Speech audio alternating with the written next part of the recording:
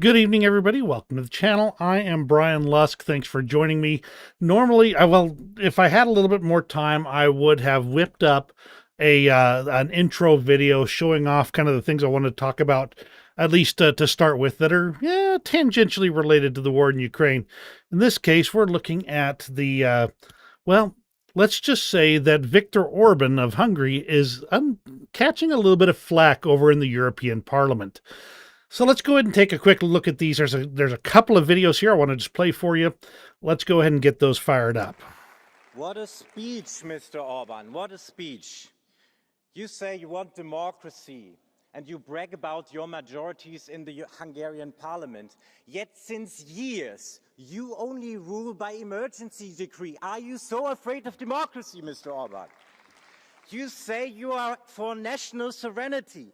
Yet you invite Chinese policemen to surveil the people in your country.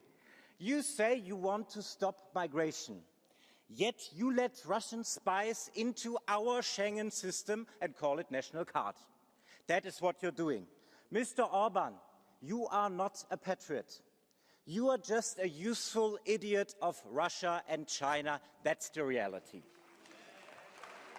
You say you want to fight for more economic competitiveness, yet you keep introducing new company laws and taxes to drive European competitors out of your country. You turned Hungary into a banana republic.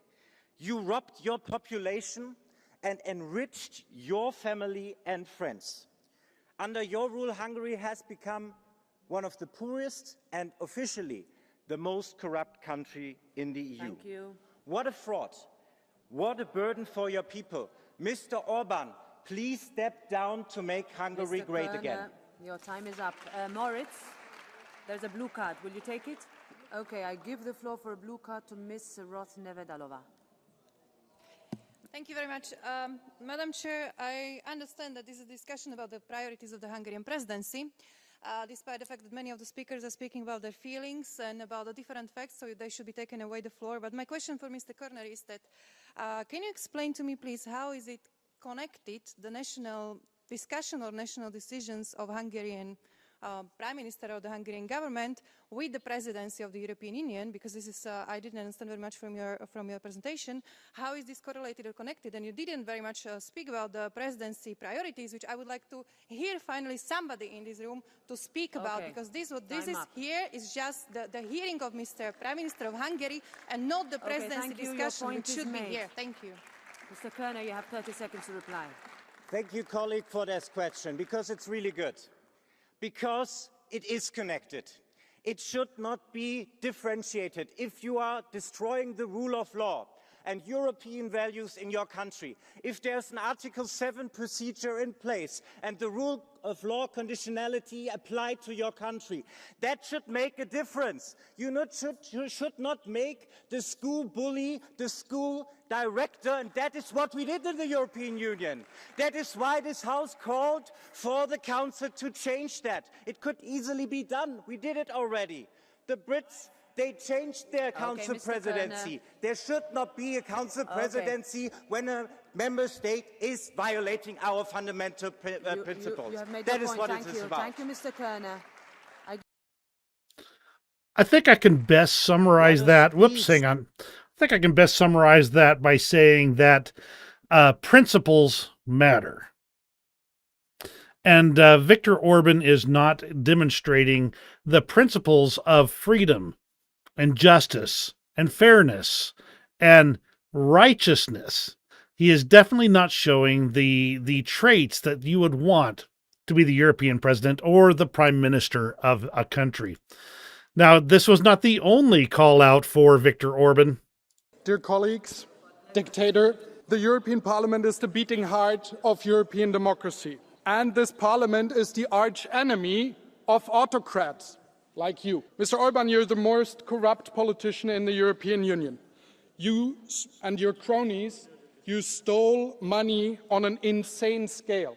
At least 14 billion euros that went to your country during your premiership have been lost. Who has ever stolen over 10,000 money transporters worth of EU funds?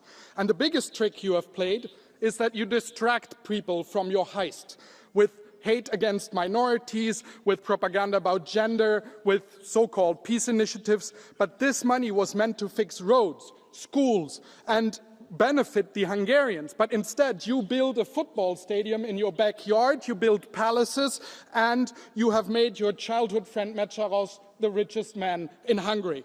Mr. Orban, we want our money back. And to all of us, we have to stop this steal. No more EU funds for Hungary. Let's take his veto away and let's stop inviting him here to his parliament. Instead, there should be a European arrest warrant. Thank you. They got really, they got really frosty under the collar. They were so mad. They were so angry when they were talking about Viktor Orban. And it's clear that there is a lot of, shall we say, concern about his presidency of the European Union. There's another one here, which is in text here. I don't have the chance, but I think it's most of the same thing. So really, the long story short, though, is that Viktor Orban does not demonstrate the morals or ethics that you would want in a leader of the European Union or of your country. And the thing is that it's too often we say to ourselves, you know what, we're trying, well, and I'll use the example from over here. We're electing a president, not a pastor, is what people like to say. And that may be true. I don't think anybody's saying that your president needs to be perfect, but your president needs to reflect the values that you hold dear in whatever way he can. That's why I started with Viktor Orban getting absolutely roasted at the European Parliament. By the way, glad to see everybody here. Already a spicy start for the conversation. We've got our first Russian bot that's already came through. We've got Lucille, Robbie, Jerry, Ozzy. Just glad to have you all here. You guys make all the difference, and so glad that you have made it to this evening. We've got a lot to get through, though, so we are going to keep it rolling because there is just a ton of stuff. The Insider put together a video about a Chechnyan volunteer group that is fighting on behalf of Ukraine. And I would love to play the whole thing, the video for you. There's a 40-second kind of an intro clip here, which I can play. Let's go ahead and just pop that through so you guys can kind of see what to expect. And I'll put the link in the comments. So let me go ahead and copy that link address here. Where we went in, the Russian servicemen just ran away. They didn't know how to fight. There are two kinds of Russian soldiers. Those who are already in coffins and those who soon will be. We just shot them. I don't know, like a herd of sheep. The Russian world is Bucha, it's Konkala, it's Grozny, it's Mariupol. Yes, they wanted to take Grozny in 2 hours. They said Kyiv in 3 days. Throwing meat at it won't work. I will never forgive Russia. Never.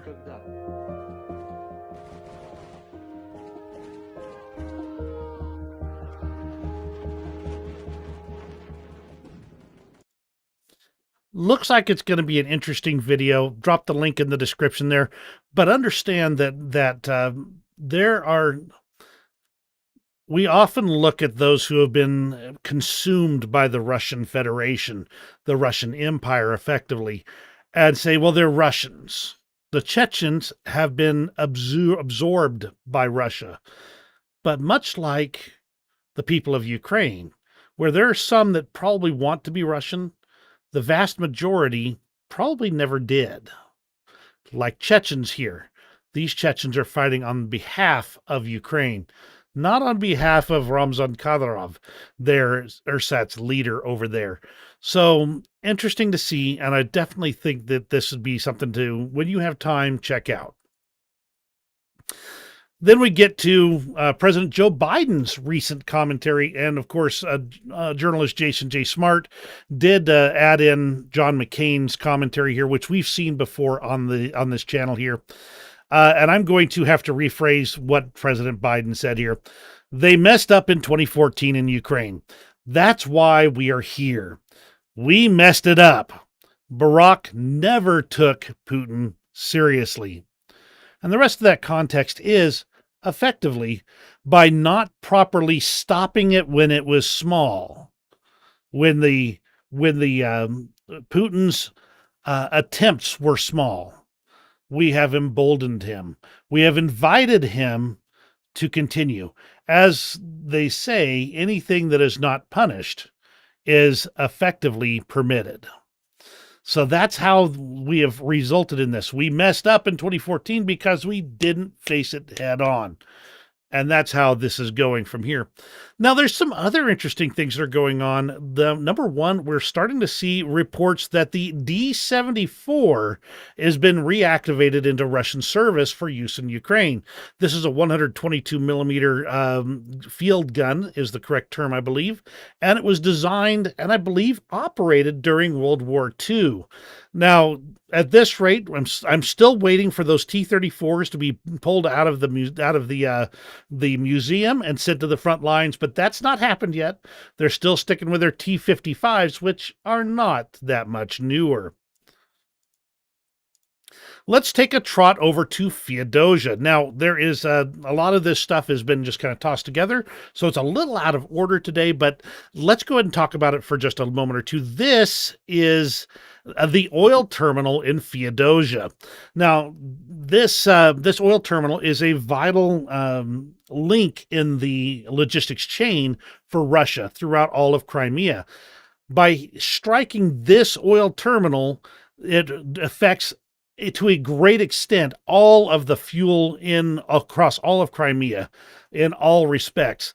This is where they would have to be refueling their trains and getting fuel to ship to the front lines, and any of the logistics, the trucks and everything else would be coming from this plant right here.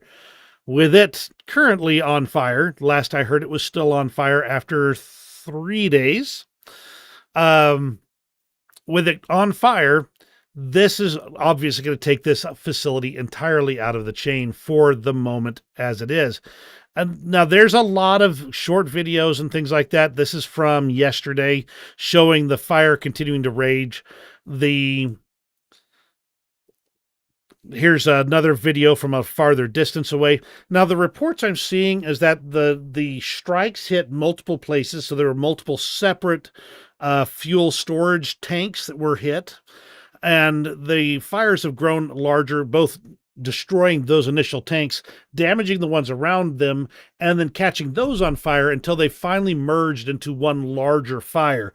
That's the best information I've been able to suss out of all the information here. Another view of the fire at Feodosia. And this is where it's starting to look like one large blaze rather than several separate ones. 2 more tanks exploded as of last night. Again, this is a vital piece of infrastructure for Russia at this point in time. It's about 245 kilometers from the front lines. This is within child's play range for Ukraine at this point in time. They can hit these things reliably and consistently as they get the opportunity for targeting. Now, they were trying to put it out, but they couldn't fly helicopters over the area because it's exploding. It's blowing up. It's causing all kinds of crazy things. And the Russian emergency communications have noted that this is probably not going to be extinguished until all the fuel in the tanks has burnt out. So we're looking at several more days of Feodosia on fire. Here's the report stating that they were merging into one, according to Crimean Wind, from the monitoring group Krymsky Veter. So, again, this is actually today here, about 3.5 hours ago from this post, which was a couple hours ago when I picked it up. So, obviously, big fire, big effects. We're going to be keeping an eye on this one. But that's not the only vital facility that took a few missiles up the nose. There is, in fact, this military base in Bryansk region. And, of course, as always, the Russians declare that, yes, they managed to intercept all of the drones. Let me go ahead and fire this up so you can hear the explosions.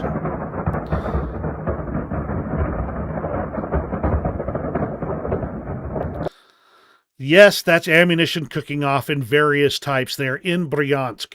And this facility really looks like it had a whole bunch of munitions in the area. They've not given me good after basically damage assessment just yet. So we're just getting what we've got, where this, as of today, was struck, I believe, overnight last night. So once again, more of Russia's ammunition, their ammunition depots are going up in smoke rather than going and getting fired at Ukraine. They do state that this warehouse contained ammunition for missile and artillery system, including some received from North Korea. Now, I'm going to put a caveat on this, and that is that the last several ammo depots have all been stated to have North Korean ammunition. That is certainly possible. I'm not saying it's not.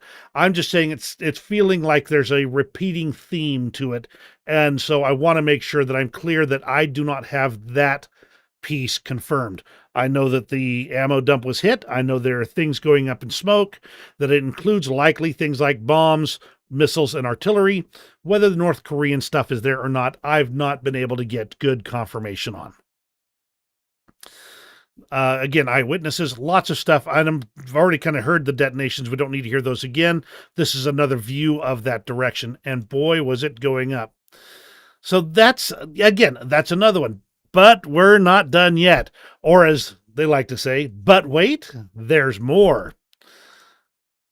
Ukrainian forces struck a warehouse in the Krasnodar region as well, which also reportedly contained ammunition. Now, this one I've seen several sources on, but the sources are very careful about the wording. Some are saying that 400 Shahed drones were destroyed. Others are saying 400 Shahed drones were stored there. So we're going to have to wait for the after-action report on this one to determine what kind of battle damage it took. It's impressive. You can see the video there on the screen right here. Wow! That just about blew my eardrums out, so I apologize for that. I think it's likely that a significant number of Shahed drones were destroyed in this. They do report, at least as of the last information, is that there was ammunition stored in the open there, possibly even including Shahed drones. But we don't have like I said, the after-action damage, the battle damage assessment at this point in time. That said, that's, 3 in a row? Quite the impressive piece of work that Ukraine's been pulling off. Now let's move over to something a little bit, kind of interesting. This one happened a couple of days ago, and it finally started to get some more information coming out of things on this. Now, they stated initially, let's flow through this, an aircraft crashed in the Donetsk region in the Ukrainian-controlled areas. Now, initially it was reported as a Su-25. Then later it was reported as a Su-34. But in this case, it's actually a Russian S-70 Okhotnik. There we go. This is a drone that has actually had so far only, I believe, 2 or 3 have been even produced. This drone is we don't know much more about it than that. I'm sure there's some documentation. It was originally designed several years ago, but was not able to be put into serial production as of the last information I was able to get any information on. Now, overall, though, the interesting part is actually this video. Let me turn the volume down on this because I don't think there's much you can hear, but you see these 2 contrails here? Watch carefully.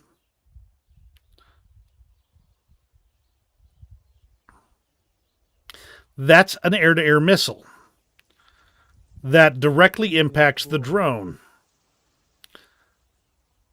The aircraft that was following immediately peels off. The drone has a secondary explosion of some kind where it breaks up, and it ends up falling to the ground, where Ukrainians have recovered this drone, the remains of it.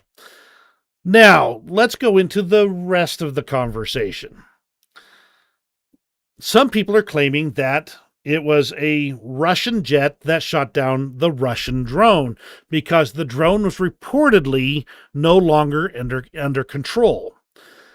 Others have said that it was a Ukrainian jet shooting down the Russian drone. Still others have still stuck with the thought that it was actually a Russian Su-34 shooting down a Russian Su-34 in a friendly fire incident. Take your pick as to which one you believe. At this point in time, everything I can see says it's this Okhmatit drone, this just basically prototype drone that was shot down. The question as to who did the shooting is still up in the air. I think the best information I can give you on that, at least in theory, is that the key information is the sudden turn away by the airplane. If the drone truly was flying without any control, then the odds are it would have been flying towards Ukrainian airspace, where their Russians would have concerns about it falling mostly intact into Ukrainian hands. Therefore, since the airplane turned away as soon as the kill was recorded, that would make it turning back into Russian airspace. Therefore, I think it is likely a Russian jet shooting down a Russian drone, not a Ukrainian jet shooting it down. All that said, obviously I am speculating, and I don't have any better confirmation than that. The best information is that it was a Russian jet, Russian drone that took down this unique vehicle. Now let's move on to some other news, and I'm going to start with something that is not good news. There's moving over to Kherson, and Russian drone operators, especially new drone operators, have been effectively chasing Ukrainian civilians all around Kherson and dropping bombs on them and killing them and dropping bombs on their cars that are purely civilian, clearly civilian. The people getting into the cars are civilian. The people getting out of the cars, injured or otherwise, are civilians. This is purely terrorism. And I believe the whole purpose is to train Russian drone operators.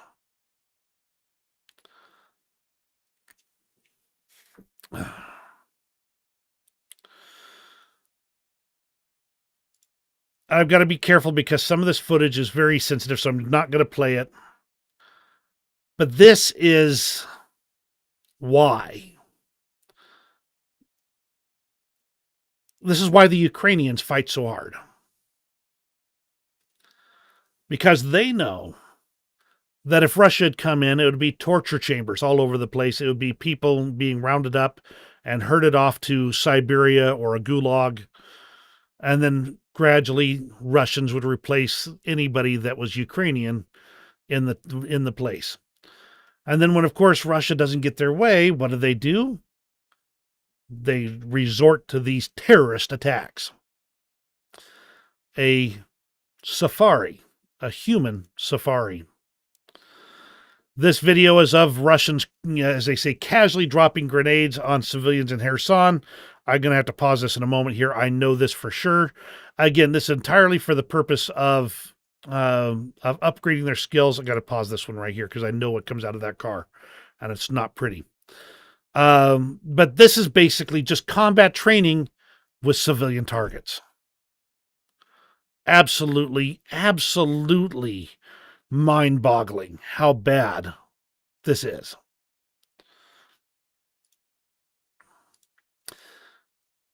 And not all of the news out of Ukraine is positive news either, because the editorial board of Ukrainska Pravda has reported that they're being pressured by the office of the president of Ukraine.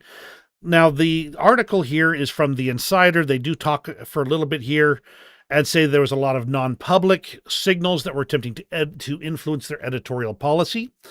They do state they were very careful in their phrasing. And I note that they never said it was President Zelensky himself that was exercising this pressure on them. That doesn't mean it wasn't coming from the office of the president. It doesn't mean anything like that. They do state that they will be publishing any further such attempts.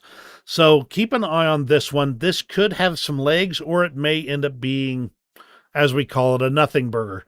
But either way, we all know that during war, it's not unusual for government authorities to exercise censorship powers.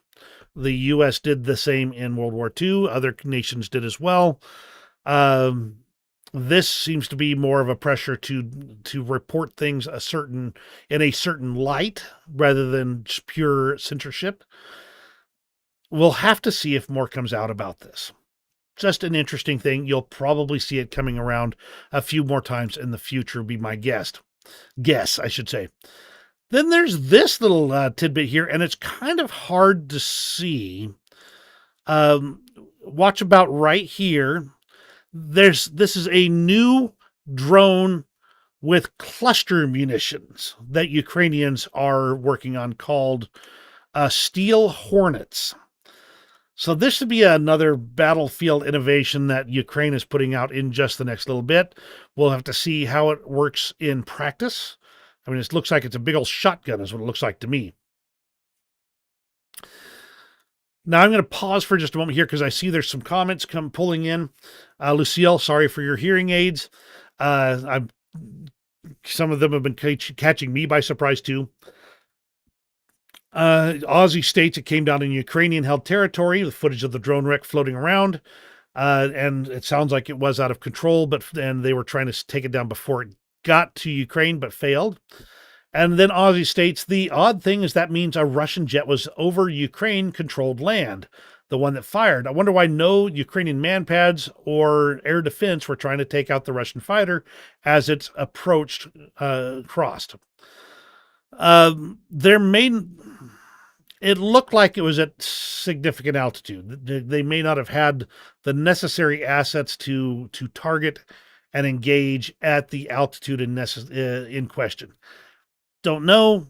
I can't answer that with good information, but that's been my assumption so far.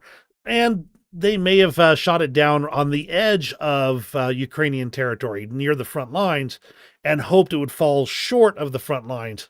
So it may not have actually been in Ukrainian airspace itself. Two possibilities. Can't speak to either one. Ukraine's new jet-powered drone is spotted flying over the Belgorod region. This is really interesting because it means that effectively, once again, Russian airspace is unprotected.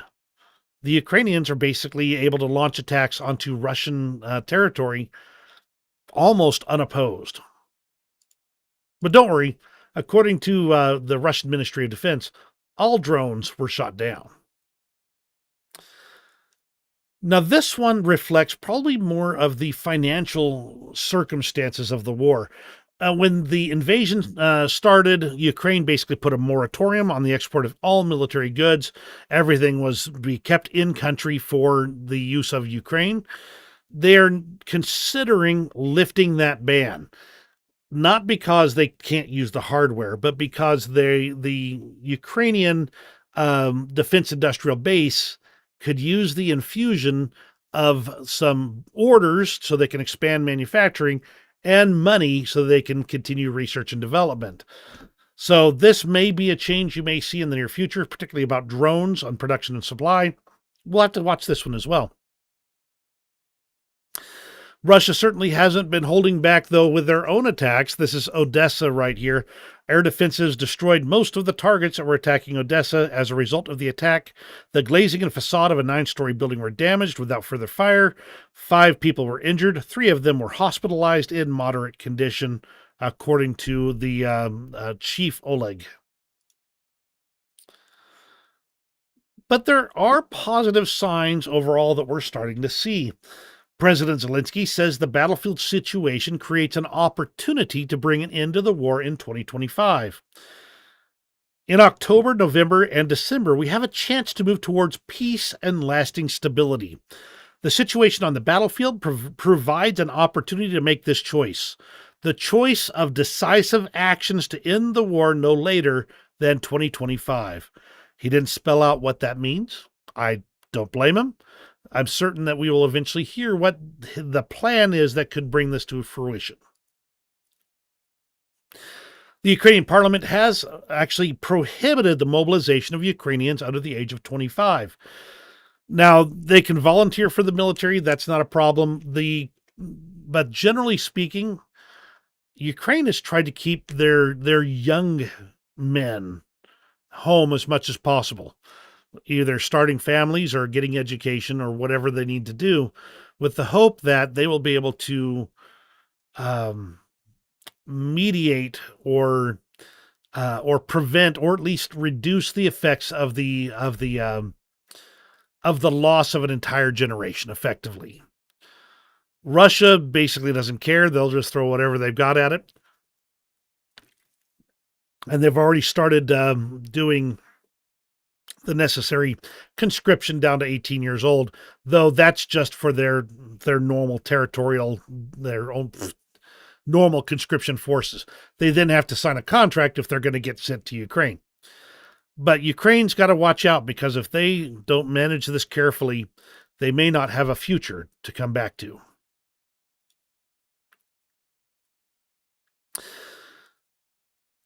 In that same vein, one of the things when I was doing some research on World War II the other day, I noticed is that somebody said to the Brits during the Battle of Britain, why haven't you stopped doing these things about arts and rebuilding non-military structures and things like that? Why aren't you stopping these frivolous things from happening? I don't remember the exact thing they were doing, but that was the fundamentals of it. And Churchill's answer was, if we stop doing those things, then what are we fighting for? So in that same vein, Lunkabar, which used to be in Kherson, is now in Kyiv. The owner moved there because of the war-torn issues that were going on, obviously. But the owner said, I am an optimist. I believe in a better fate for our country, and I want to contribute to securing that future. In that same vein, what are we fighting for? We're not fighting for a bar, clearly, but we're fighting for a future. And that's what that Ukraine is in right now. A fight for a future. One that they haven't given up on. One they can be optimistic about. A cargo ship made a couple stops over in Crimea, messed around over in Russia for a bit, and then approached the port of Odessa, whereupon the vessel, which was a Cameroonian-flagged vessel, was confiscated and then given over to Ukraine for violating the entry laws to the occupied territories, meaning he was actually going over there and doing, spying and selling stuff effectively. Then he came to Ukraine, and Ukraine said, nah, confiscated the vessel. If you're going to be dumb enough to go do business over in the occupied territories, you probably shouldn't make Ukraine one of your stops. Just saying. And that's kind of the news out of Ukraine. Let's go ahead and move to the news out of Russia, and I don't have too many this time. Starting in 2026, the $1.21 billion, or the entire annual budget earmarked for healthcare modernization, will be diverted to the military to continue the invasion of Ukraine. Zelensky's talking about potentially ending this in 2025. Russia's talking about stripping their budget so they can keep fighting after 2025. So who's winning this war? Just saying. I'm only going to briefly touch on this because it touches on the Ukraine war. Bob Woodward published some information on this in a new book, stating that Donald Trump has actually spoken with Vladimir Putin 7 times since leaving office. And the other thing that was revealed as part of this was that apparently Donald Trump sent COVID tests to the Kremlin, to Vladimir Putin. When they were so scarce and unavailable here in the U.S., he was sent some to Vladimir Putin. Now, the Kremlin has confirmed the bit about the COVID tests, but they've denied outright the 7 phone calls that were reported by Bob Woodward. I'm putting it out there because it's related, but I'm not going to touch on it any further than that. Russia's juicing up its incentive payments to get people to sign up for the war. If things were going well, they wouldn't need to pay so much money to get people to sign up. Now, in this case, they mentioned that they are now up to about 3 million rubles, or about $30,000, as a sign-on bonus for joining the military, with the average monthly income being 42,797 rubles, or $428.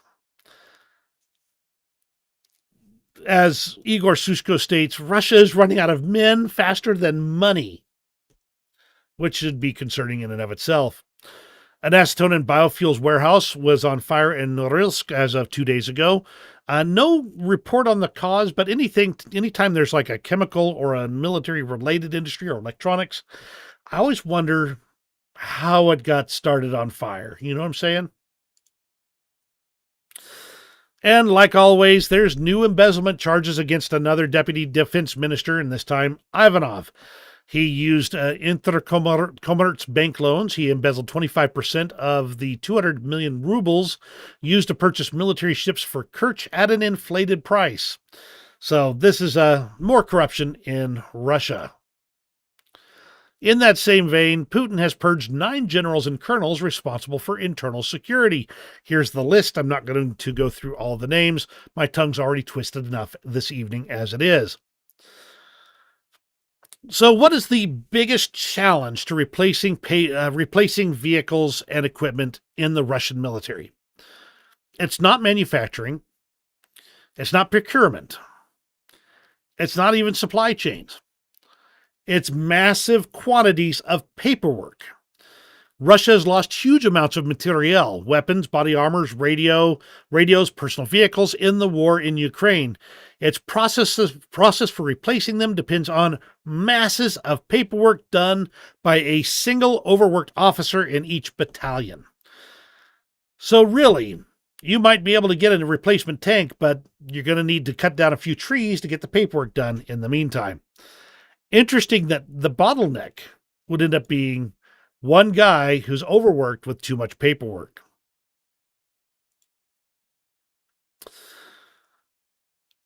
Ivana Strodner reports that Russia is turning into Stalin 2.0, in that Russian music services will now mark on their platforms performers recognized as foreign agents. This is basically McCarthy's a McCarthyism right here, where he would designate who is communists or not. This is the same principle here, except for in Russia. Now, let's touch on something that caught my eye. In the last few days, Russia has blocked or banned 2 different services that are in common use in the West. One of them is Discord, which is a chat client and a video. You can use it for video streaming to a certain extent, but it's primarily used as a chat client. And their drone operators are using Discord to stream live drone video feeds to headquarters. So with that service being disrupted, this is preventing a lot of drone operators from doing their jobs. The military bloggers have actually stated this is the most damaging action possible. Not sure I'm on board with that, but interesting to say the least. And in that same vein, if you are, shall we say, a gamer like I am, they also blocked Steam. Now, Steam is a game delivery platform that you can buy games through it and install them on your computer. It does have a chat client as well and some additional features. And let me tell you, out of all the things that have been shut down, the YouTube being blocked partially, the other services that have been blocked, I think Discord, which is often used by gamers to chat, and Steam, which is used by gamers to download and play their games, are probably the ones I'm seeing the most complaining about, which is pretty hilarious. According to the latest surveys of Russians, the almost half of Russians are now beginning to see that more harm than good is coming of the war in Ukraine, which has reached the level of 47% by September. Those who believe that the war is progressing successfully has decreased by 10 percentage points to 60% since February. And this is a lot of different information here, like the number of those who have done more harm than has been increased by 6 percentage points. The ones who believe the war has done more good has decreased by 10 percentage points. And there are many people who are dissatisfied with the results of the war in the following groups: women, 55%; young people under 24, the ones who are going to be sent to the war, 55%; small town residents with a population of up to 100,000 people, 52%. That's because the ones who are carrying this war on their shoulders are not the people in Moscow. It's that simple. From the Ministry of Defense of the UK, the Defense Intelligence Update talks about the Russian government's submitted draft budget for 2025, with the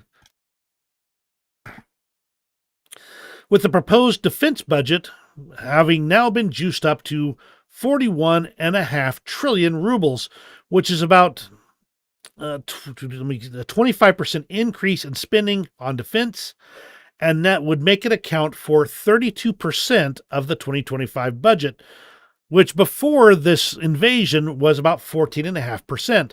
Now, to put those numbers into perspective, the U.S. defense budget is 13.3% of the entire federal budget. That's the entire defense budget. It has gone down as a percentage of the U.S. budget considerably, but it is still, and yes, it is increased by in actual terms, as in the number of dollars in the defense budget, but the actual percentage has basically been kind of dropping overall. Still at 13.3% of our budget, of our U.S. government budget as our defense budget. Russia's been spending more than that all this time, by percentage, obviously not by raw numbers. And now they're looking at taking it up to 32%.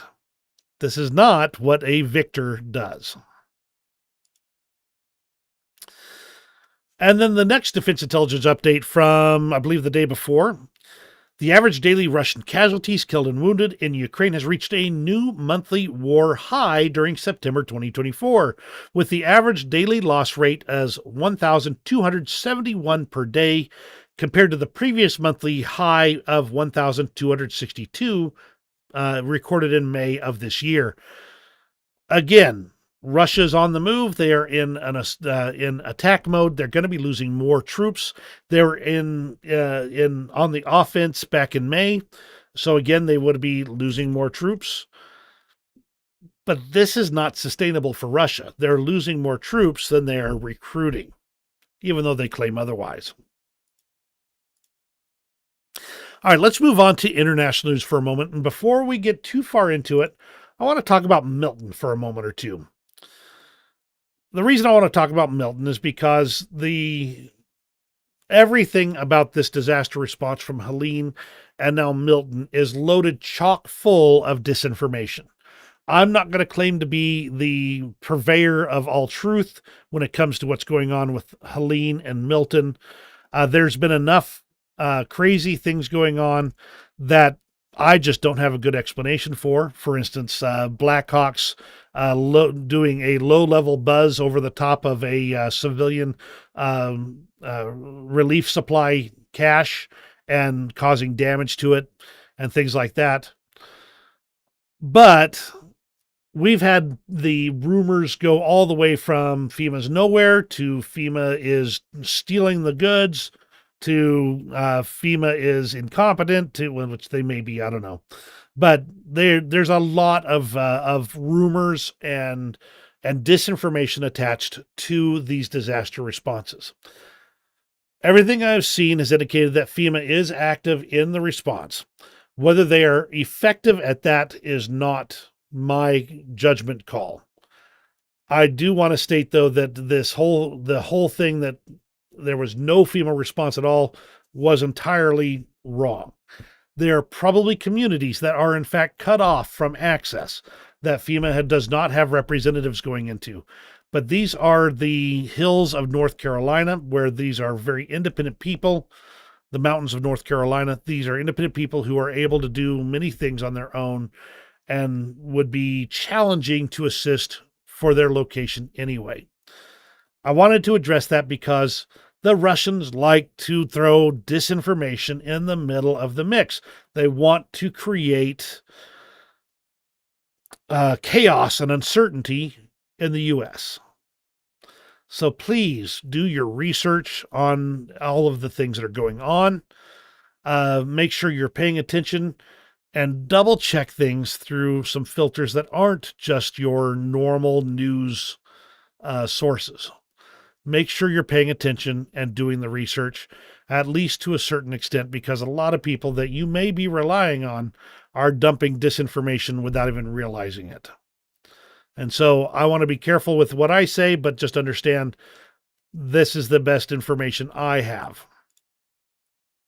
Speaking of Milton, last I heard, Milton had weakened to about a Category 4 storm, possibly looking at a Category 3 when it hits landfall in Florida. There is some indications that it may be re-strengthening at this point in time. That I'm still getting that information from weather sources, so I don't have the knowledge to speak to it in depth. Just understand that this is a dangerous storm. Your prayers should be going for those that are in the path and for those that were affected by Helene. There is so much more that will need to be done. Thankfully, Ron DeSantis has been very aggressive about his disaster preparation and has been working overtime for this.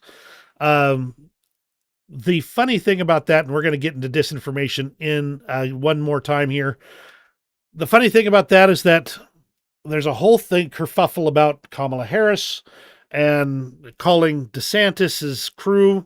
Somebody got their wires crossed, all that kind of stuff, and they basically came down to somebody said that DeSantis was avoiding Harris's call, which may or may not be true because Harris is not part of the command chain when it comes to disasters.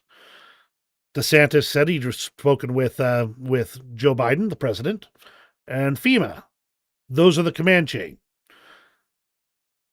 Biden stated that he had spoken with Ron DeSantis and was very effusive about his praise for DeSantis's work in preparing for this hurricane. He said that they had communicated. He gave him his, quote, personal number even. And all of this just basically comes down to that Joe Biden is saying that DeSantis is doing the right stuff here. So there's a whole lot of things going on there that I don't want to address right now. Just understand that Milton is going to be scary for those people in central and possibly southern Florida, and lots of prayers for them because they're going to need every single one. Moving on to the rest of the international front. Romania has shut down their consulate in Rostov-on-Don. Now, this step is due to the decision of the Russian side to denounce the bilateral agreement on the opening of that consular office. The decision was made in December 2023, as according to Zakharova, as a response to the unfriendly actions of the Romanian authorities. So they've got a spat going on, and I don't think it should surprise anybody that the Russians are trying to blow it up to something bigger than it is. In that same vein, Romania expelled a Russian diplomat for activities contrary to the Vienna Convention in May of this year. So they've been going back and forth, throwing each other's diplomats out. The latest set of Ramstein talks was canceled due to the hurricane in America. Joe Biden was unable to attend, so they have postponed it for now. The Lithuanian Ministry of Defense is doing some interesting things, and let's talk about it for just a moment here. The Ministry of Defense of Lithuania is planning to demolish some of the bridges connecting to Russian-occupied Kaliningrad over the Nemunas River. They're also fortifying several bridges with these dragon's teeth and actual firepower, like artillery pieces and other bits of equipment that if they need to, they can stop an invasion crossing over this bridge. Now, Kaliningrad, I think everybody here is familiar, but Kaliningrad is right there in Europe. It's actually entirely separated from Russia. There's the Baltic states there between Russia and Kaliningrad, with a gap that even keeps it away from Belarus. And they're concerned. They're very concerned. The fact that they're planning to demolish bridges really means that they're seeing something that they're not telling us. That's all I'm going to say. And that just is something to keep an eye on, because you don't destroy bridges that you think you're going to get to use. France is stepping up, and they're delivering Mirage 2000-5 fighters to Ukraine. That'll be delivered in the first quarter of 2025. They're currently in the throes of being modernized, and they'll be getting some new equipment with air-to-ground combat and electronic warfare defense. And they'll be training Ukrainian pilots and mechanics. So voila, we're going to get some Mirages over there in Ukraine. And of course, the Dutch have announced that they've handed over their first F-16s, and they've also allocated 400 million euros for drone development for Ukraine. Pretty sweet. The Swedish government announced that they would donate their entire fleet of Panzerbrandwagen 302s to Ukraine, and the first batch looks like it's actually rolling through the Czech Republic in that direction. This was as of 4 days ago. The French have announced that Ukraine's getting another 12 Caesar self-propelled howitzers. They've increased their production output of that vehicle for this contract.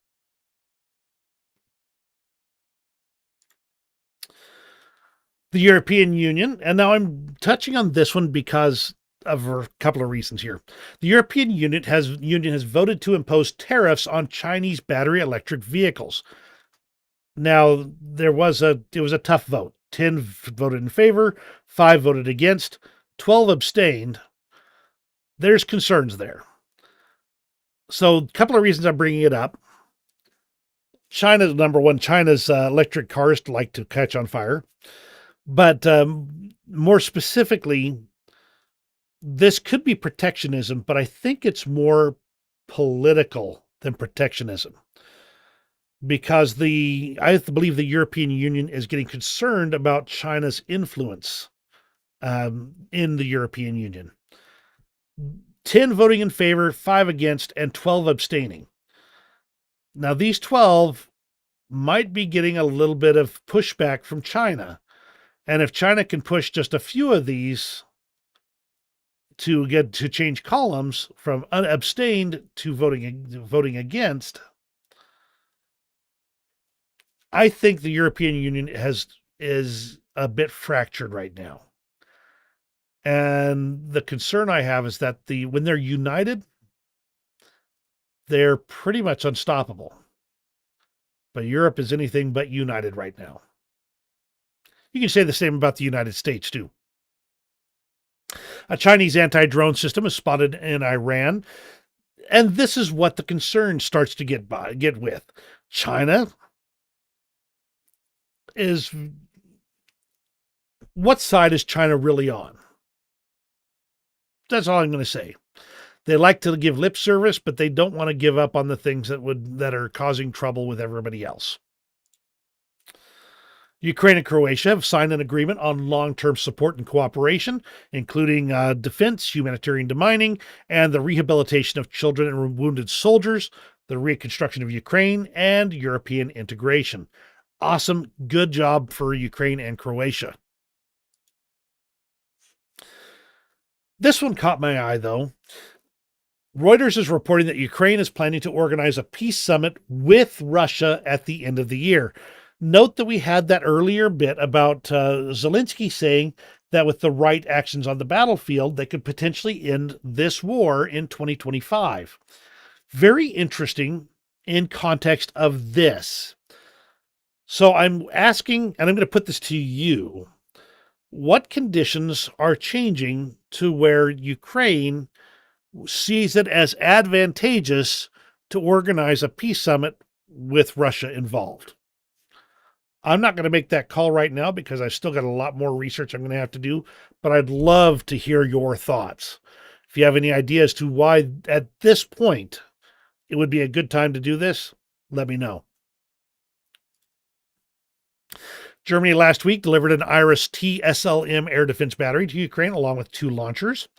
That's even more air defense that Ukraine is going to desperately need. Ukraine received 122 tons of ammunition, for which the Slovaks raised more than 4 million euros. That was not a government program. That was Slovakian citizens getting that ammunition, the money for that ammunition together. Because the Slovakian government has been kind of flaky about this whole thing. Still, they're more than willing, if I'm remembering correctly. Ooh, I better double check on that. Yes, that's correct. Okay, they're bypassing FICO, which is great news that the citizens of Slovakia are able to organize in that fashion and be able to put 122 tons of ammunition in Ukraine's hands with their own donations. This piece from Anton Herashchenko is too long to just read through. I'm going to give it here to you here to read at your leisure. He talks about European politics for a bit, the stability of the region, the populist movement. And I want to touch on right here is that is why now there are populists in Europe who are using the Ukrainian card. With Ukraine dependent on foreign aid, any EU state could potentially oppose support for Ukraine, drop sanctions on Russia, and break unity. Or, to put it simply, a country that wants to get their way could just say, all right, we're going to stop supporting Ukraine. We're going to make you guys stop supporting Ukraine as well. So give me what I want and I'll still support Ukraine.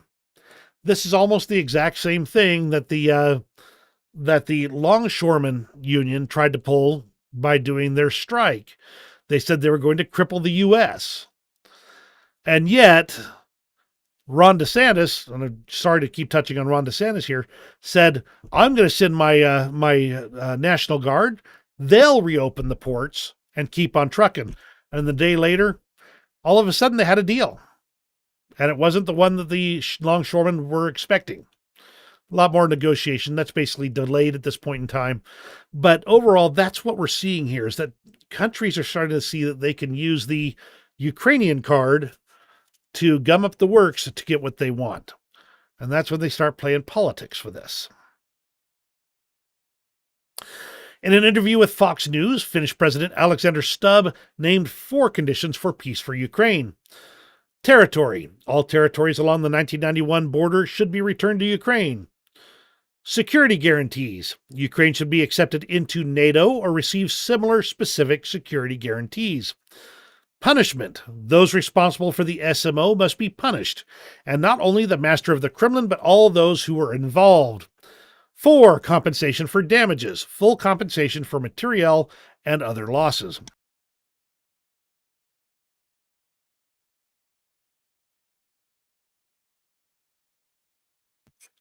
Sorry for the pause there. I'm getting a little parched. But this is a great message, but it also is a starting point because I can see some of these things potentially being areas where compromise can be made. Territory and security, I think, are the ones that are going to have the most sticking power for Ukraine.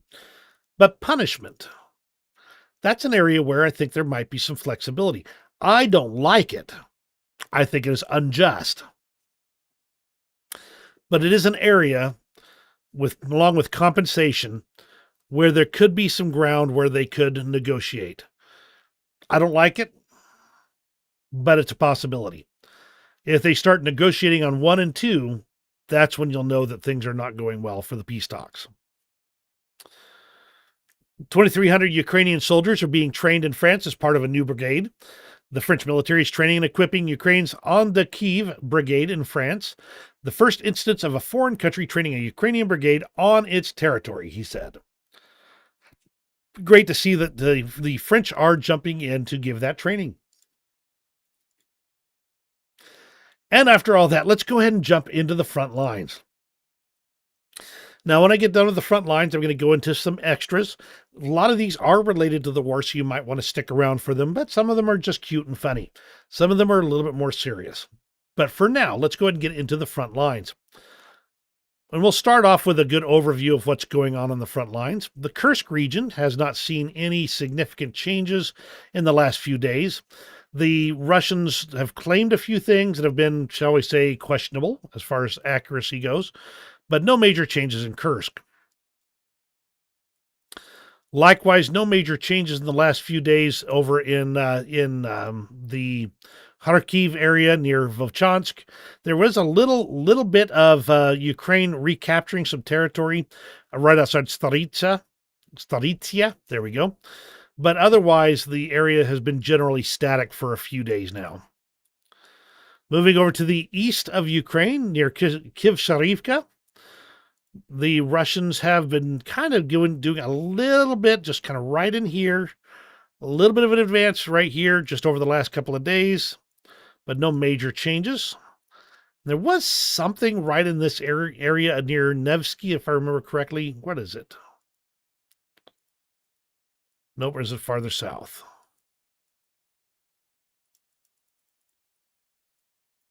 My memory's going sour, south on me.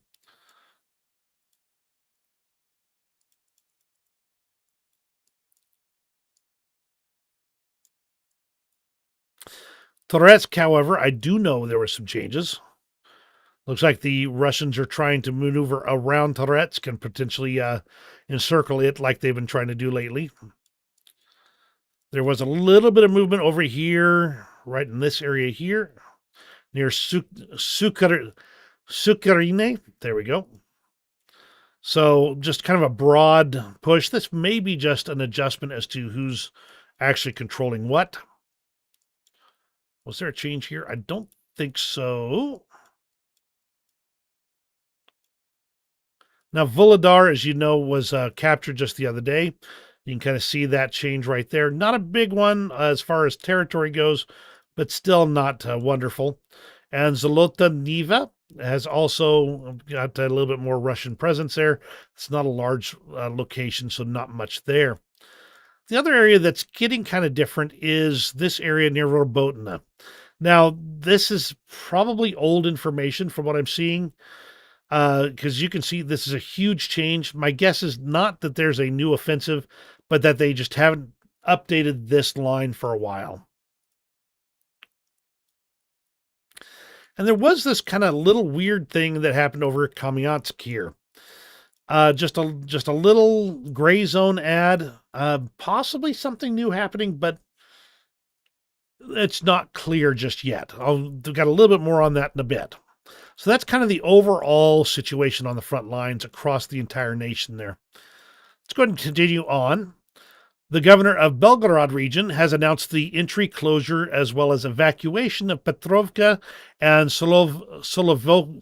Solovyovka villages due to constant shelling. They're relocating those residents, which seems a little bit odd. Why now? Are they anticipating an attack over the border there? Just saying.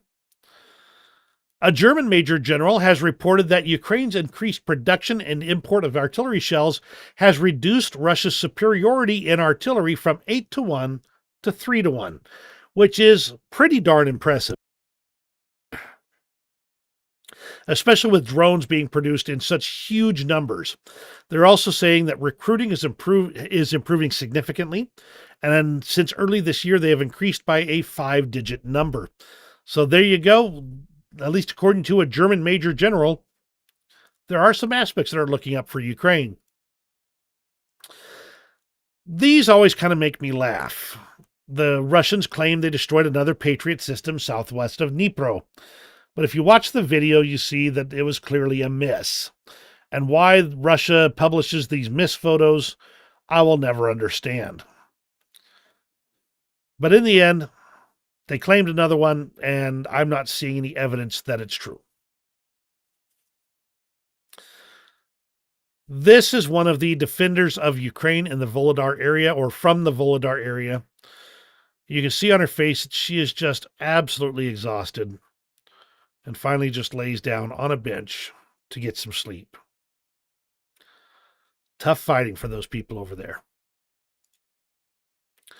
War Gonzo's kind of got an overall of the front lines. The kind of matches generally what you're seeing here. Zaporizhia, no major changes, but the Russian troops may have managed to gain a foothold. Donetsk, the Russians may have gotten a foothold in Zolotaya Niva. I already mentioned that. And a few other areas around there, with some reports of troops advancing. Kind of that it's expected for Donetsk right now. No significant changes in Chasiv Yar.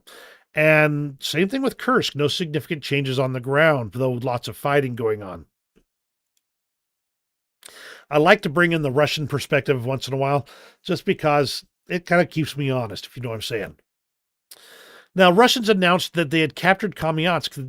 This is what I was mentioning at the far west side in the Zaporizhia region, but in reality, it resulted in significant losses for them. The Ukrainians are reporting that they repelled the attack. So we're once more into the fog of war. Which one's true? At least the Ukrainians provided video. So right now, that's gray zone. There's a lot of things going on. Mentioned this before, the Seversk axis, this front, which has been basically calm for a while, suddenly flared up with the Russians putting up their flags in the western part of Verkno-Okamyansky. Oof. This puts them really close to Seversk, which is a Ukrainian stronghold in the area. But if these areas are going to follow the same pattern they have for a while, this won't last. Toretsk, the Russian forces have advanced into the Zabalka area in Toretsk with heavy street battles happening. According to Ukrainian fighter reports, the situation resembles Bakhmut. This is not looking good for Ukraine, is what Null report states. Bilohorivka also suddenly had something happen, with Russian troops having been spotted in parts of Hirahivka and near Bilohorivka. Maybe they managed to bypass or do a march around. We don't know. Possibly things happening here is what we're trying to say. Got a lot of things that are a little bit murky right now, but there you go. But let's briefly talk about the Kursk region. President Zelensky put out this thank you, this gratitude message to all the soldiers that have worked in this area. He says, today marks 2 months of our military actions in the Kursk region, a crucial phase of the war that has significantly contributed to our overall efforts. Ukrainians have shown that we can push the war into Russia. With sufficient support from our partners, we will be able to apply the necessary pressure on Russia, ensuring they understand that this war will bring them nothing. I want to extend my gratitude to all of our soldiers, every unit that is working tirelessly to replenish Ukraine's exchange fund. Our Kursk operation has made one of the largest contributions to this fund, helping secure the release of Ukrainian prisoners. This is very important. We will continue to apply even more pressure on Russia, because only through strength can we bring peace closer. That's somebody who understands how the Russians think. From Tindar, and I don't believe Tindar was very supportive of this counteroffensive, the offensive into Kursk. Not going to say they've changed their mind, because I don't think that's the case, but they are reporting on the situation. They talk about the Ukrainians doing a professional assault into Kursk and taking more than 1,000 square kilometers within a few days. The Russian counteroffensive was less professional, despite the fact that they used parts of their elite forces. The results were very limited until this day. The latest geolocation also confirmed that Obukovka is very much under Ukrainian control. The included picture shows the excerpt of another failed attempt by Russian VDV troops to take the village. Overall, the Ukrainian foothold in the Kursk region seems to be stable. With Rasputitsa, or bad road season, mud season, around the corner, the window of opportunity is closing soon, and with it, Russia's chances to change the situation. Vladimir Putin ordered the Russians to clear out Kursk by the 15th. Originally, it was the 1st. I expect it will be pushed to the 30th. But in the end, it does not look like the Russians are able to push the Ukrainians out in any kind of bold offensive at this point in time. That said, there's still plenty of fighting going on. This is another War Gonzo post. Fierce fighting continues in the Sudzhansky district, where our troops are still forced to actively defend themselves. He claims the presence of foreign mercenaries, including from NATO countries, is noted in this section of the front. Note they never provide proof. They claim to liberating 2 more settlements, Novaya Sorochina and Pokrovsky. Again, no proof. And no changes in the Glushkovsky district. Same vein here, Russian military channels reported the destruction of more than 200 Vietnamese, Irish, Chinese, American, Polish, and Ukrainian militants in the Kursk Oblast. Chinese? Really? Seriously? Sometimes I think these Russian military bloggers really just stretch. Just grab at whatever straws they can. Here's the report that states that the Russians have been told to clear the region of the Ukrainians by October 15th. Only 1 week left. And finally, the Defense Ministry reported the liberation of a Kursk farm with 2 houses, where in 2010, 1 person lived. So they are trumpeting this particular capture right here. This is the one that War Gonzo was talking about. The capture of a village in Pokrovsky. 2 houses. 2 farmhouses. Well, you got to trumpet the victories you get, I guess. And on that is the end of the situation on the front lines. A lot of things going on, but not a lot of changes in the lines. A lot of things to be watching for, though, because things could turn on a dime. Let's go into the interesting extras now. How about a fireworks shop in St. Petersburg? And it does appear to be a fireworks shop because you don't typically have your ammunition, your war munitions, exploding in those particular patterns and colors.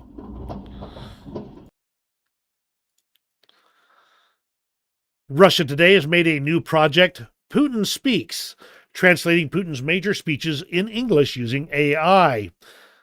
But what's interesting and scary is how they have divided Putin's 25 years in government into 3 different stages. New Russia's open heart, the era of cold peace, the dawn of a new world order. Now, she says the first one's pathetic, but I'll tell you, the one that scares me is number 3. The dawn of a new world order.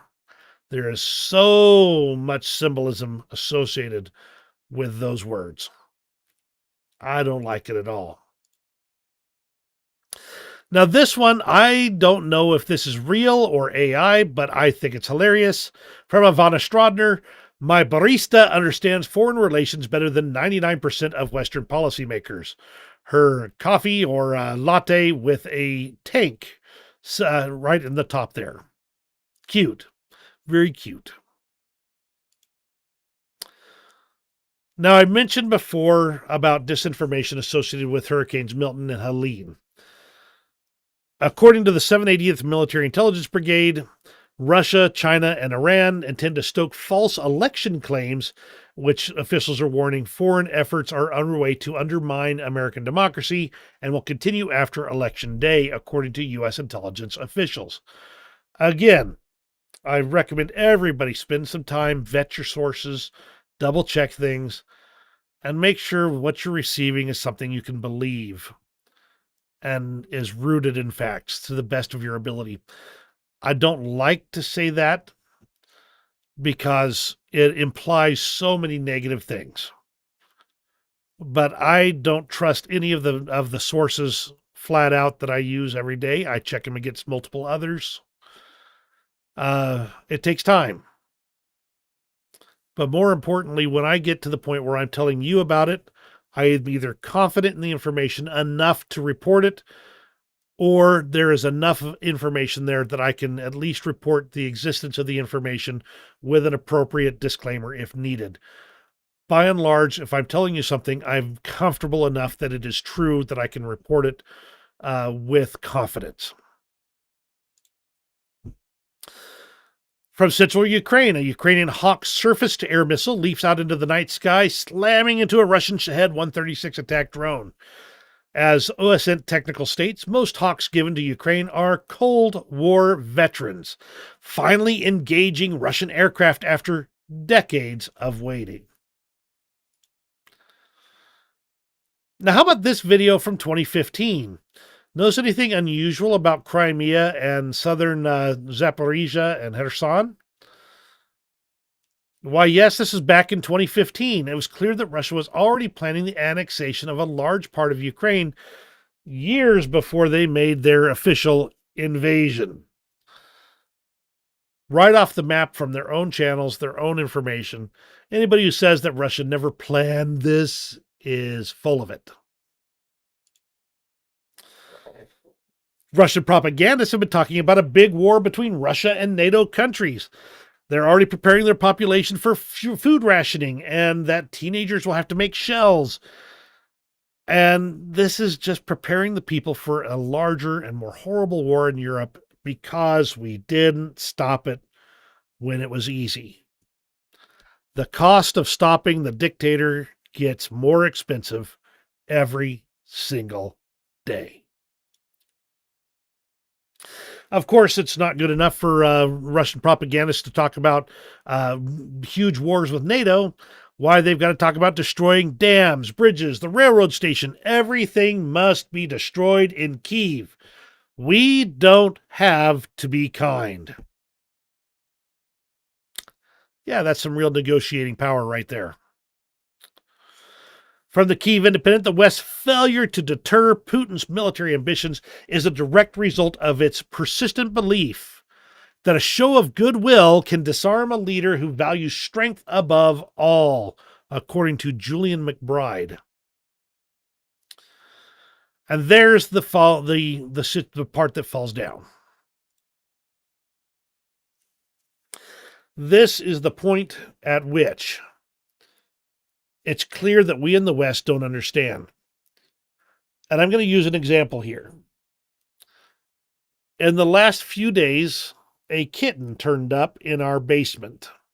Now, all of our cats are fixed, so this kitten came from outside. It's no older than 8 weeks old. This kitten was encouraged to come out, encouraged to come into the house so we could feed it and care for it. But even in the house, now that we finally got her in here, the kitten is scared. And I'm a big guy, so I can understand that. But I took some food to the kitten. And I did it again. And then I got closer to the kitten. And then the kitten let me touch it and pet it. Because from our perspective, we think like the kitten.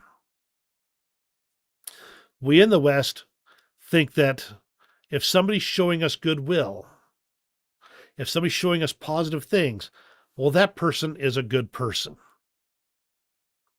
And we're willing to allow that interaction, the additional maneuvers there, the additional petting and stroking and those types of things.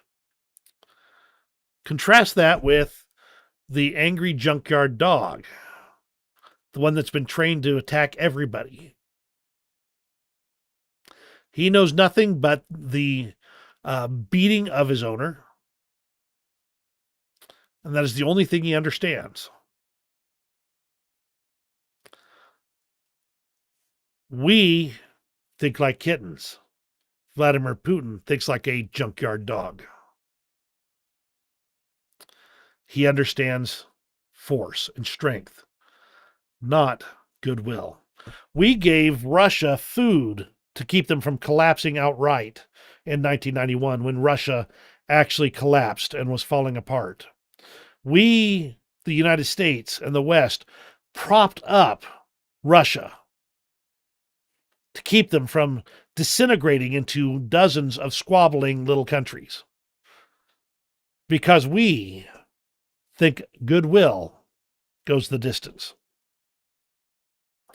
But not when there's somebody who is a junkyard dog. Now let's go to something a little bit cuter here. Let's see, I think the audio is up, so I'm just going to go ahead and hit play. I think some of you will understand this one.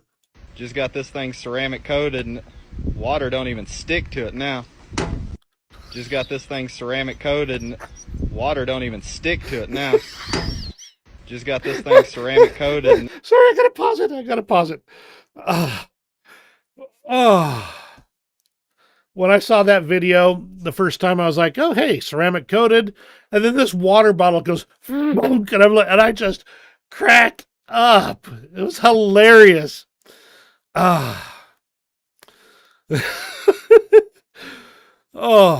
Just a little bit of fun. Just a little bit of fun. And we'll end off with something out of Hurricane Helene that is a little bit more positive story. There's a couple that's been rescuing pets that are lost in Chimney Rock, North Carolina. The man's carrying 2 very ticked off cats in his backpack, but she's carrying a very happy duck. It's okay, you're right. Okay, buddy. Very nice pond. We're gonna have geese friends.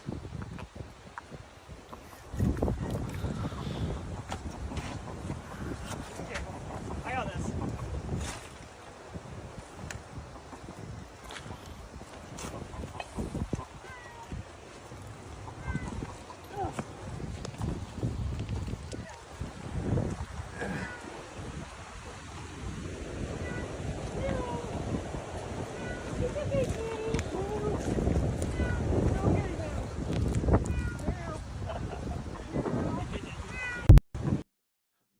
I wanted to share it because, number one, that duck popping his nose out of the backpack and quacking at everybody was just so terribly cute. But these are 2 people who care. They're putting themselves into this disaster situation in hopes of saving some lives. Kittens, cats, ducks.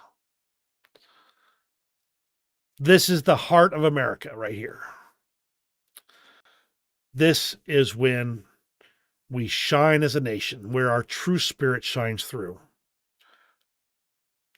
There are people that are suffering in North Carolina, but we have got people that are bringing in ATVs and bicycles, and they're hiking in, and they're riding donkeys, and they're doing whatever they can to help.